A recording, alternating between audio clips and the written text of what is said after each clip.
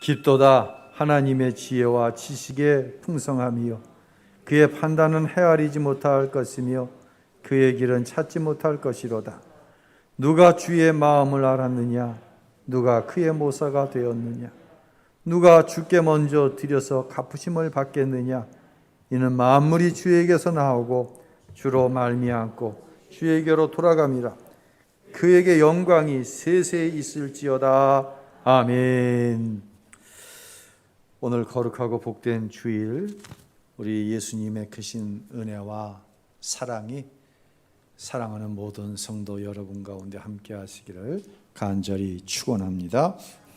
지난 주간 휴가를 잘 다녀왔습니다. 이전에는 이제 사진을 찍으면 한 장이라도 더 살리려고 노력을 했어요. 이번 휴가에 둘째가 동행을 해주었는데 뒷모습을 이렇게 저와 아내가 걸어가는 모습을 이렇게 사진을 이렇게 막 찍는 거예요. 스냅으로. 저녁 때 사진을 정리하는데 웬 늙은이가 이렇게 막 걸어가는 거예요. 그래서 그 사진 속가낸이라고 혼났네 아주. 사진은 속가낼 수가 있는데 흘러간 세월도 좀 속가낼 수 있었으면 좋겠어요.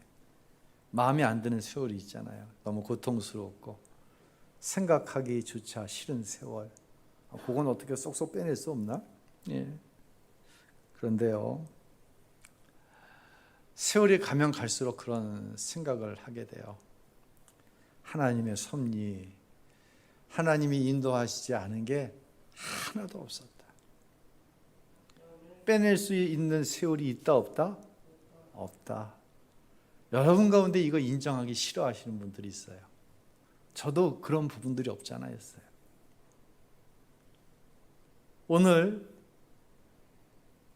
로마서 11장까지가 교리문이라고 그랬잖아요. 교리의 마지막 부분, 지난주 첫 번째 인생 고백. 교리를 정리하면서 하나님께 만 영광 말씀드렸고, 오늘은 흐르는 세월 속에서 하나님이 어떻게 나를 인도하셨는가, 여러분 어떻게 인도하셨는가, 이 이야기 지금 사도 바울 이야기 하자는 시간이 아니에요. 이 시간에는 여러분 얘기하자는 시간이에요. 누구 얘기요? 내 얘기하자는 시간이에요. 내 얘기를 하는데 결론은 뭐냐? 하나님이 인도하셨습니다. 로마서 5장 8절 우리가 잘 아는 말씀인데요. 한번 읽어볼까요? 우리가 아직 죄인 되었을 때에 그리스도께서 우리를 위하여 죽으심으로 하나님께서 우리에 대한 자기의 사랑을 확증하셨느니라. 아멘. 잘 아는 말씀이에요. 로마서 5장 8절은 1절부터 7절에 대한 결론이거든요. 1절은 뭐라고 말씀하나요? 있죠? 그러므로 우리가 믿음으로 의롭다 하심을 받았으니 우리 주 예수 그리스도로 말미암아 하나님과 화평을 누리자. 아멘. 오직 예수를 믿는 믿음. 예수를 믿는 믿음은 뭐예요? 예수님이 죄로 인해서 이 땅에서 저주받은 삶을 살다가 영원한 지옥의 저주를 받을 수밖에 없는 인생. 저주 중에 저주는 뭡니까? 하나님과 화목하지 못한 상태에서 살아가는 거예요. 그러나 예수님께서 화목제물이 되어주셔서 저와 여러분을 하나님 앞에 화목하게 하셨고, 더 놀라운 것은 하나님의 자녀 삼아 주셨습니다. 이 이야기를 하는 거거든요. 그래서 2절에 이어서 이런 말씀을 합니다. 읽습니다. 또한 그러 말미암아 우리가 믿음으로써 이는 이 은혜에 들어감을 얻었으며 하나님의 영광을 바라고 즐거워하였느니라. 하나님의 자녀된 저와 여러분이 어떤 은혜를 누리고 살아가냐면 하나님의 영광을 바라보며 사는 거예요. 그러면 하나님 아버지의 영광을 즐거워하는 거예요. 왜? 하나님 아버지의 영광은 자녀된 누구의 영광이에요? 저와 여러분의 영광이에요. 할렐루야. 얼마나 놀라워요. 그런데 3절로 넘어가면 이게 좀 당황스러운 부분이 있어요. 우리를 혼돈스럽게 하는 부분이 있어요. 3절 한번 읽어볼까요? 시작. 다만 이뿐 아니라 우리가 환난 중에도 즐거워하나니. 그냥 이렇게 생각하면 하나님의 자녀가 되었고 하나님의 영광, 하나님의 후사가 되었어요. 하나님께서 이루신 모든 축복은 자녀된 저와 여러분의 것이에요. 그럼 3절은 형통에 대한 얘기가 나와야 되고 축복에 대한 이야기가 나와야 논리적으로 맞아요. 그런데 뭐가 나와요? 3절에 환난이 나오는 거예요. 우리가 빼버리고 싶은 시간들, 지금 내가 당하고 있는데 정말로 이건 너무 심해겨, 이거 빼버리고 싶은 거예요. 그러나 성경은 질서 있게 얘기하는 거예요. 하나님의 자녀 되었습니다. 하나님의 영광을 바라보고 살아갑니다. 그런데 환난이 오는 거예요. 혼돈스럽죠. 혹시 여러분은 환난 가운데 있습니까? 그 이유가 무엇이라고 생각하십니까? 바울은 자신이 살아온 시간과 상황 속에서 이것을 아주 우리가 이해하기 좋도록 잘 정리하고 있어요. 이 이야기는 누구 얘기예요? 내 이야기입니다. 여러분 이야기입니다. 그런데 3절과 4절에 사도 바울은 이 환난을 이렇게 이해합니다. 함께 읽어볼까요? 우리가 환난 중에도 즐거워하나니 이는 환난은 인내를, 인내는 연단을, 연단은 소망을 이루는 줄 알미로다. 아멘. 환난을 당하는 당시에는 이거 인정하기가 힘들어요. 그런데 우리가 환난 중에도 즐거워한다고 얘기해요. 왜요? 그 환난의 이유와 목적이 나를 넘어뜨리고 죽이려는 것이 아니라 나로 하여금 풍성한 하나님의 소망을 이루게 하기 위한 분명한 목적이 있다는 사실을 바울은 흘러간 시간 속에서 알게 된 거예요. 우리 이야기예요. 그러면서 환난을 통해 인내하게 되었다고 얘기합니다. 여러분, 지나온 세월 속에서든 지금 당하고 있는 환난이든 참아야지. 용기를 내, 용기를. 이거 안 되는, 이거 아니라 그랬어요. 용기가 아니라 우리는 뭐라 그랬어요? 감사라 그랬어요. 억지로 참는 게 아니에요. 우리가 인내함으로 연단을 당하는 거예요. 연단을 받는 거예요. 연단 가운데 누구만 소망하게 되냐면 오직 예수님만 소망하게 되는 거예요. 오직 천국에 대한 소망을 가지게 되는 거예요. 그래서 무조건 참는 것과 하나님의 약속을 믿고 인내하는 것은 하늘과 땅 차이예요. 겸손하십시오. 겸손해야 되는데. 이게 결심으로 겸손해집니까? 정말 하나님 말씀대로 믿음으로 살려고 너 애를 쓰는 거예요. 근데 애를 쓸 때마다 넘어지는 거예요. 하나님의 말씀의 분량에 나는 절대로 이룰 수 없다는 사실을 열심을 내면 낼수록 알게 되는 거예요. 그 순간 고백하게 되는 게 뭐예요? 내 힘으로는 안 된다는 거예요. 이게 겸손이에요. 환난은 우리를 어떻게 만들어요? 겸손하게 만드는 거예요. 모세는 40년을 바로의 궁에서 왕자로 살았습니다. 어느 날 사고를 치고 미디안 강야로 쫓겨나갔죠. 40년을 외롭고 고독하게 살아가는 거예요. 처가살이하며 살아가는 거예요. 그 시간과 상황 속에서 하나님은 모세를 겸손하게 하시는 거예요. 야, 너 애국으로 좀 가라. 하나님, 나는 할 수 없습니다. 내가 할 수 있는 게 없습니다. 그 시간과 상황 속에서 모세는 겸손해진 거예요. 요셉은 당당한 청년이었어요. 내가 꿈을 꿨는데 아버지도 나한테 절하고 형들도 절하고 당당했죠. 대단했죠. 17살에 형들의 미움을 받아갖고 종으로 팔려가잖아. 13년 종살이 하는 거예요. 그 13년 종살이를 통해서 요셉이 완전히 변하는 거예요. 다윗은 믿음의 사람이었습니다. 야, 골리앗, 너는 칼과 단창으로 나오지만 나는 만군의 여호와의 이름으로 나온다. 얼마나 대단합니까? 이 대단한 다윗을 정말 대단하게 만든 것은 13년 사울왕에 의해서 죽임을 당할까 봐 도망다니면서 애끓게 하나님 앞에 기도했던 그 13년 세월이 위대한 다윗을 만든 거예요.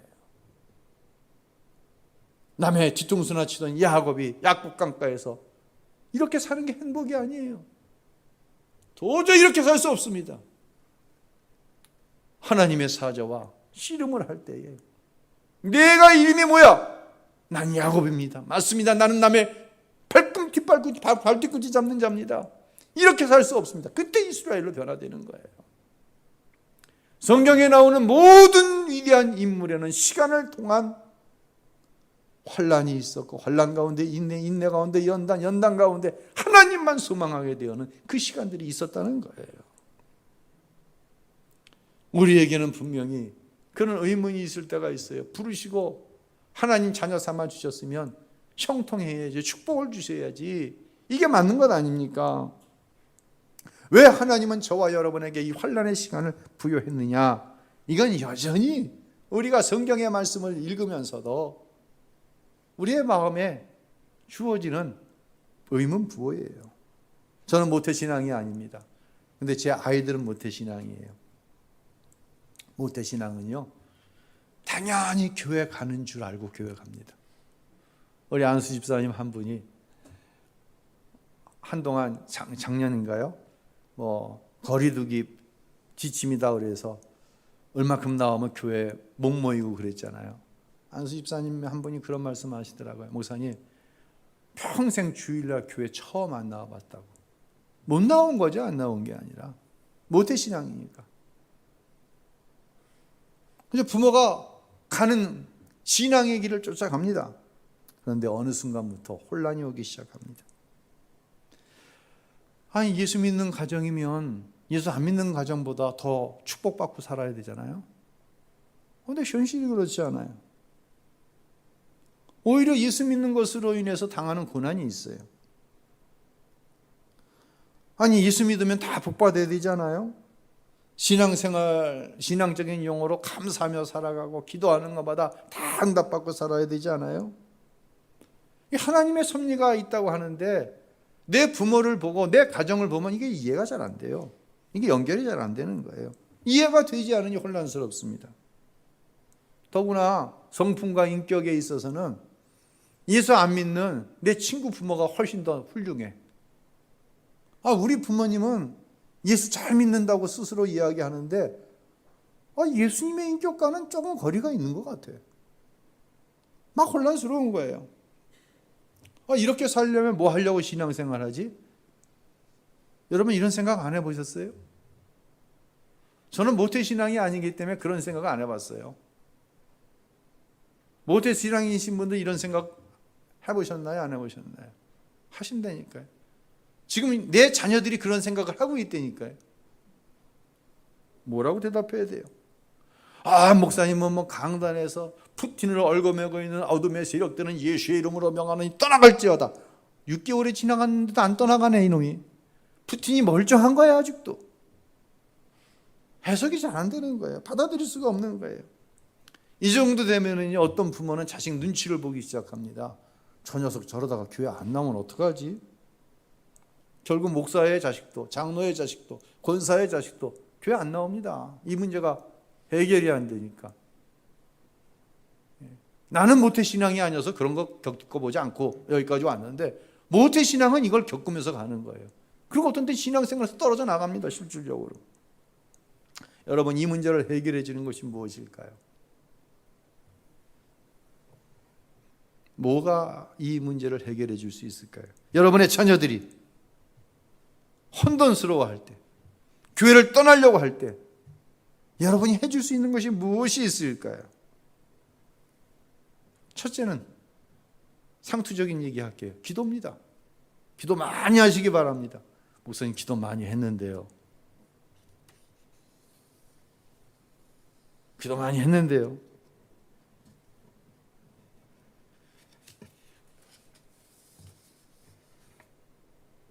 부모에게 자신이 있어야 돼요. 엄마의 삶을 봐라. 하나님이 인도하셨다. 아빠의 삶을 봐라. 하나님이 인도하시지 않았냐? 너희들이 보지 않았느냐? 이게 저와 여러분의 자녀를 향한 확고한 대답이어야 돼요. 이거 없으면 다 떠나갑니다. 요즘 아이들 얼마나 영특한지 아십니까? 절대로 손해되는 일을 안 합니다. 신앙생활이 시간적으로나 내 공부적으로나 경제적으로나 이런 바보 같은 짓을 왜 해 내가? 안 합니다. 절대로. 저는 여러분과 오늘 두 번째 인생 고백을 하고 싶어요. 두 번째 인생 고백, 바울 사도의 고백이고 저의 고백이고 여러분의 고백입니다. 그 고백은 뭡니까? 하나님께서 인도하셨다는 거예요. 아멘. 우리 성전도사님이 좀 연식도 되고 키로수도 많이 찬 중고차를 하나 구입하셨어요. 지난번에 중고차 구입해서 타다가 수리비가 더 들어가니까 이제 한동안 차 없이 다녔는데 부모님이 여름 내내 땀 흘리고 다니는 아들이 안 됐었는지 중고차를 하나 샀어요. 그리고는 목사님 고민이 있어서 의논 드리러 왔습니다. 목양실에 올라갔어요. 무슨 얘기를 하냐면 이런 얘기를 어머님이 하시더래요. 야, 사람들은 차 사면 고사 지내더라. 너는 어떡하려고 고사를 안 지내냐? 참 이상하죠. 근데 저는 이 얘기 들으니까 얼마나 웃기는지, 재미가 있는지. 왜? 저는 평생 그 얘기 듣고 살았거든요. 저는 그런 배경 속에서 살아왔거든요. 그래서 그 이야기는 뭐 해달라는 얘기예요? 저한테 고사 지내달라는 얘기가 아니라 기도해달라는 이야기죠. 예. 그래서 간절히 기도해드렸습니다. 근데 제 어떤 생각이 제 안에 쑥 들어오는 거예요. 참 우리 황전사님 목회가 쉽지 않겠다. 왜냐하면 제가 그 세월을 살아왔잖아요. 신앙적인 분위기의 가정 안에서 하나님이 이렇게 차를 주셨네. 우리 하나님 앞에 감사 기도하자. 이런 분위기 속에서 자라나야 뭐가 되지 않겠어요? 근데 제가 그런 분위기 속에서 자라났거든요. 무슨 생각이 쑥 들어오냐면, 야, 정말 하나님이 인도하시지 않았다면 여기까지 올 수 없었다. 아멘. 이거 누구 얘기하고 있는 거예요 지금? 다 함께 쫓아해 봅시다. 내 이야기하는 겁니다. 아멘입니까? 아멘. 잠언 3장 5절로 6절 한번 읽어보도록 합니다. 너는 마음을 다하여 여호와를 신뢰하고 내 명철을 의지하지 말라. 너는 범사의 그를 인정하라. 아멘. 성경은요, 우리에게 무언가를, 자막 놔두세요. 무언가를 말씀하시면서 방법을 얘기하시지 않는 게 하나도 없어요. 하나님이 내 길을 지도하시리라. 쉬운 얘기로 인도하시겠다는 얘기거든요. 어떻게 하면요? 마음을 다하여 하나님을 신뢰해야 돼요. 내 명철, 내 지식, 내 논리, 그거 의지하면 안 돼요. 모든 일에 하나님이 인정하면 하나님이 여러분을 인도하실 거예요. 아멘. 그런데 더 놀라운 건 뭔지 아세요? 내가 그렇게 해서 하나님이 나를 인도하셨습니다라고 고백하나? 하나님의 은혜였더라고요. 모든 게 하나님의 은혜였더라고요. 내 명철 의지하지 않았어요. 하나님 의지했어요. 내 논리 의지하지 않고 하나님 의지하면서 살려고 노력했어요. 근데 실패한 거 많아요. 근데 하나님이 그렇게 하도록 그것도 인도하셨더라고요. 아멘. 그 은혜 아닌 것이 없는 거예요. 자랑할 것이 없는 거예요. 저에게는요, 제 얘기를 하면서 죄송합니다. 저에게는 가장 빠르고 확실한 출세의 길이 보장되어 있었어요. 제 아버지가 원하는 삶을 살면 이건 완전히 보장된 거였어요. 하나님 아버지 말고 제 육신의 아버지. 제가 초등학생 때를 기억합니다. 저희 아버지는 길을 갈 때 손을 잡아주신다든지 이렇게 저를 안고 다니신다든지 그런 기억이 한 번도 없어요. 이게 다정다감하신 분이 아니에요. 근데 한번 병원을 저를 데리고 가시는데 제 손을 잡고 병원을 가시는 거예요. 집안에 이제 승용차가 있으니까 그 차를 기사가 운전해서 평상시 가는데 그날은 아버지가 손을 잡고 병원을 같이 가자는 거예요.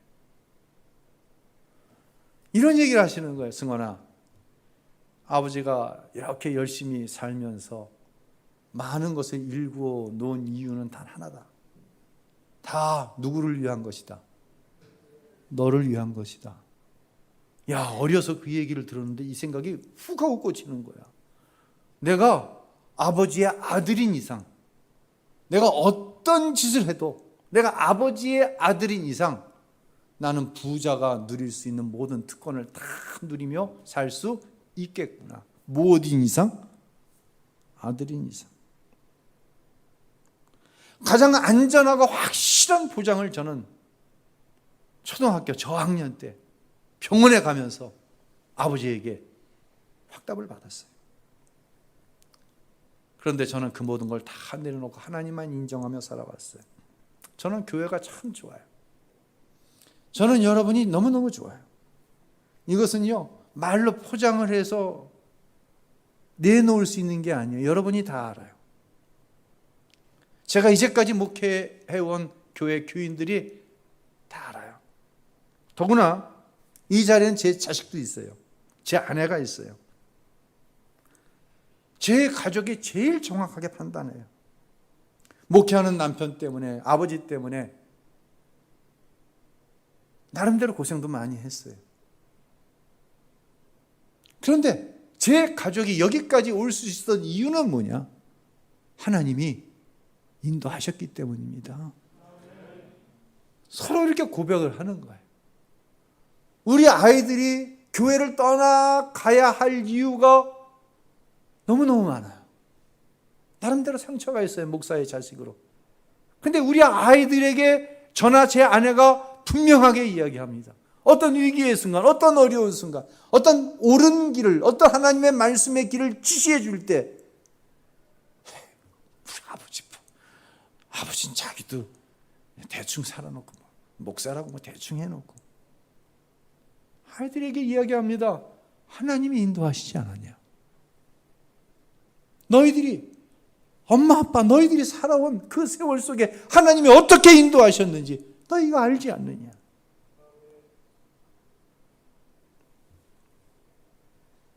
그래서 저는 감히 저희 여러분 앞에 또한 제 가족들 앞에서 하나님께서 인도하셨습니다라는 고백을, 이 고백이 바울의 고백이고 이 고백이 제 두 번째 인생 고백이고 이 고백이 여러분의 고백이다라고 분명히 말씀드릴 수 있어요. 1990년 제가 29살 때 교회 개척한 이야기 몇 번 드렸잖아요. 개척 예배를 드릴 때의 얘기예요. 제가 이제 87년 2월에 서울신학대학을 졸업하고 처음 전담전도사로 부임을 해서 만 3년 사역을 했어요. 전담전도사로 담임 목사님 모시고 그 개척 예배의 사회를 담임 목사님이, 제가 모시고 있던 목사님이 사회를 보셨어요. 그 자리에는 그 당시 저희 어머님이 집사님 되셨나 권사님 되셨나, 제가 전도해서 그렇게 돼서 저희 아버지에게 아들이 교회를 개척한다는데 아버지가 없으면 몰라도 아버지가 살아계신데 아버지가 와서 안 앉아 있으면 어떡하겠냐고 그냥 싸우다시피 저희 아버님을 모시고 와갖고 요 자리에 저희 아버지하고 어머니하고 딱 지휘자 앉아 있는지 같이 앉아 계신 거예요. 거기다 대놓고 저희 담임 목사님이 이런 얘기를 하셨어요. 이 전도사님 아버님은 인천에 유지시면서 부자이십니다. 전도사님은 쉬운 길을 포기하고 영혼 구원을 위해 교회를 개척하셨습니다. 저를 격려해 주시기 위해서 아버지에게 아들이 가는 길이 틀리지 않다고 하는 것을 좀 저 대신 말씀하기 위해서 격려의 말씀을 해주셨어요. 그런데 제 아버지가 부자라고 하는 이 한마디가 저를 흥하게 했을까요? 망하게 했을까요? 어떻게 했을 것 같아요? 좀 애매한 질문인가요? 저를 흥하게 했을까요? 망하게 했을까요? 우리 김용현 형제, 김용현 형제가 우리 안아름 작가의 남편이거든요. 카메라 감독이에요. 저래 봐도 교회에 가끔 나오는데 하나님을 믿는지 안 믿는지 제가 잘 모르겠어. 근데 그 시각에 개척하는 교회 전도사 아버지가 부자라고 강단에서 담임 목사님이 소개를 해버렸어. 그럼 그 이후로 내가 그 사실 때문에 흥했을까 망했을까? 감독님의 시점에서 예? 흥했을 것 같아? 예, 난 망했어.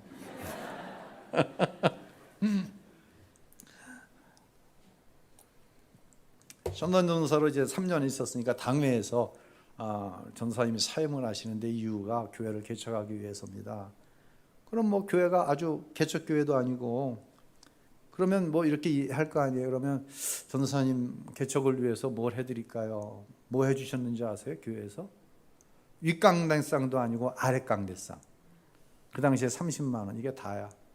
그러면 매월 뭐 5만 원이든 10만 원이 성교비 단돈 100원도 없었어. 성교비가. 왜? 아버지가 부자니까 아버지가 다 알아서 해주실 거 아니에요. 혹시 우신교회 성도들도 목사님 아버지 뭐 부자니까 이러고 있는 거 아니야 지금? 내가 어떤 땐 그러고 있는 것 같아요 여러분. 내가 그래서 지무장로님들 두 분한테 내가 한탄을 했어. 신자들이 혹시 그렇게 생각하고 있지 않냐고. 그때 그런 면이 없잖아 이때. 장로님 분명히 나한테 그렇게 얘기했죠. 저희 아버님은 1,000원짜리 한 장을 내가 어떻게 사는지 알면서 지원은 안 하시는 거예요. 왜? 그게 그분 나름대로의 사랑이었어. 아들이 고생하는 거 원하지 않아.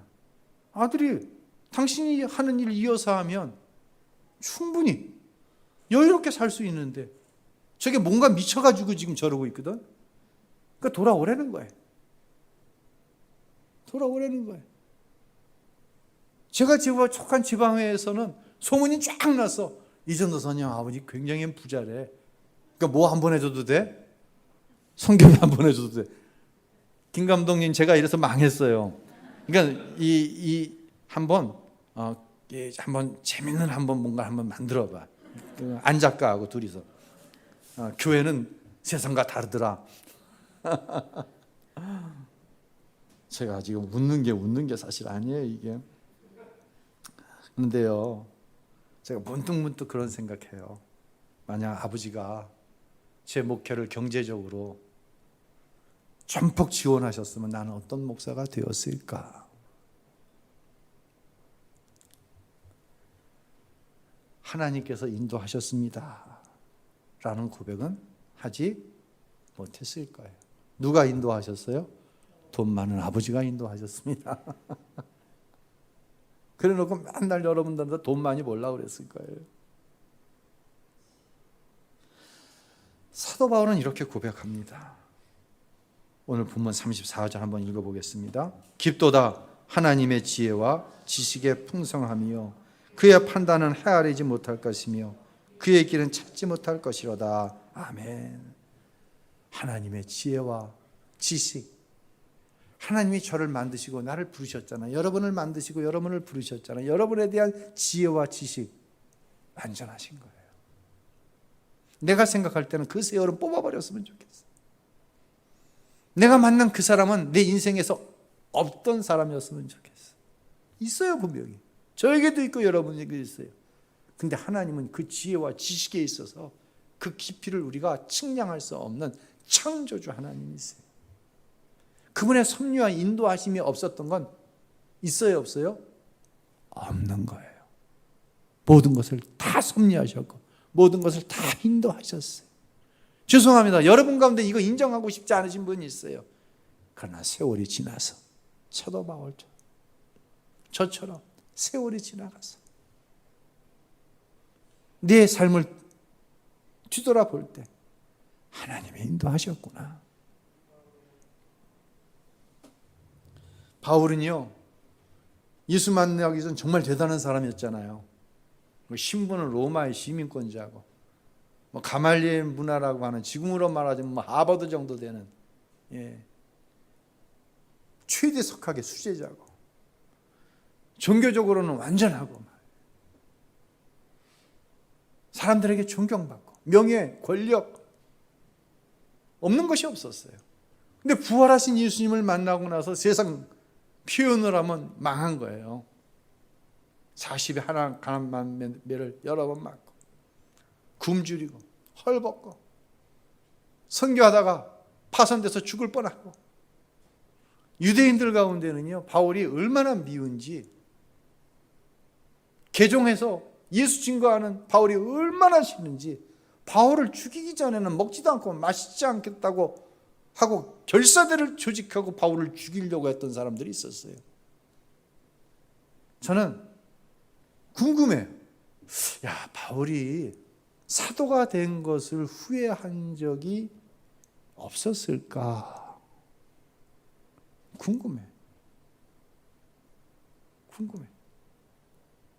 손태원 집사님, 예수 믿은 거, 교회 다닌 거 후회해 본 적 혹시 있어? 있지? 나도 있어. 바울은 있었을까 없었을까요? 있었어요? 어떻게 알아? 살아보니까. 맞지? 바울 얘기가 내 얘기라고 그랬으니까. 아, 참 지혜로. 난 천국에 가면 꼭 한번 물어보고 싶어. 바울 선배님, 사도가 안 됐으면 정말 세상에서 잘 나가고 나이스하게 살아셨었는데 사도가 된 것을 후회했던 적이 혹시 있지 않습니까? 꼭 한번 물어보고 싶어요. 가끔은 이게 궁금해. 근데 이번 휴가지에 가서 가족과 이제 식사를 하러 한 식당을 가서 식사를 하고 나오는데 그 해답을 거기서 찾았어요. 식당 벽에 액자가 하나 걸려 있어. 고린도 후서의 말씀이에요. 한번 띄워봐 주시겠어요? 예. 거기에 걸려 있는 액자를 제가 사진을 찍었는데 글씨체가 좀 이렇게 해서 잘 안 보여. 그걸 제가 옆에 정자로 옮겨놨어요. 한번 읽어보겠습니다. 근심하는 자 같으나 항상 기뻐하고, 가난한 자 같으나 많은 사람을 부유하게 하고, 아무것도 없는 자 같으나 모든 것을 가진 자로다. 아멘. 누구 얘기한 거예요, 저거? 바울 얘기한 건데, 저걸 보니까 바울이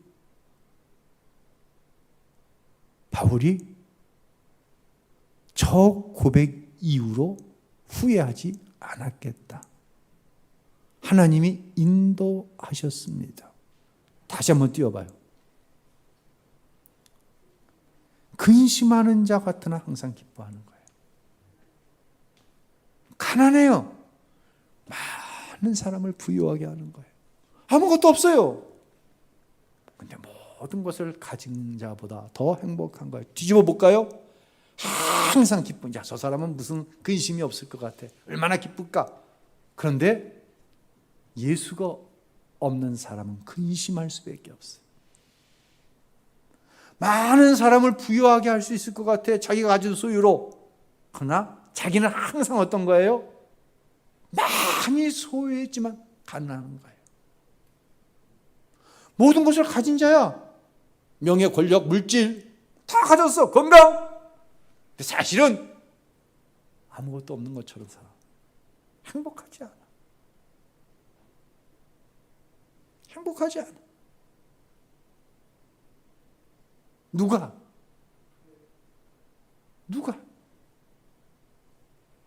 예수 안 믿는데 모든 걸 다 소유했다고 하는 사람을 보니, 내가 그분을 보니 행복하지 않아.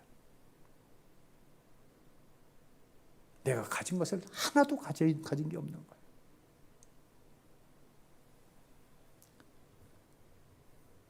여러분을 축복하는 것은 하나님이 인도하셨습니다.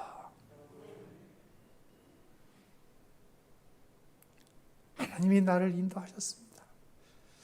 하나님이 내 가정을 여기까지 인도하셨습니다. 내 삶을 여기까지 인도하셨습니다. 내 사명을 여기까지 인도하셨습니다. 이 인생 고백이 사랑하는 우리 우신교회 모든 성도들 안에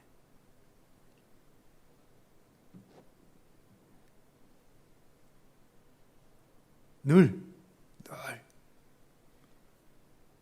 충만해서 여러분들의 자녀손들이 여러분을 바라볼 때 예수 믿으면 하나님이 인도하시는구나.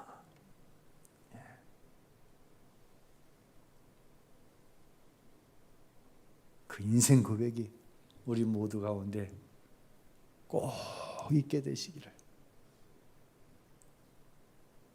우리 주님 예수 그리스도의 이름으로 간절히 축원합니다. 할렐루야.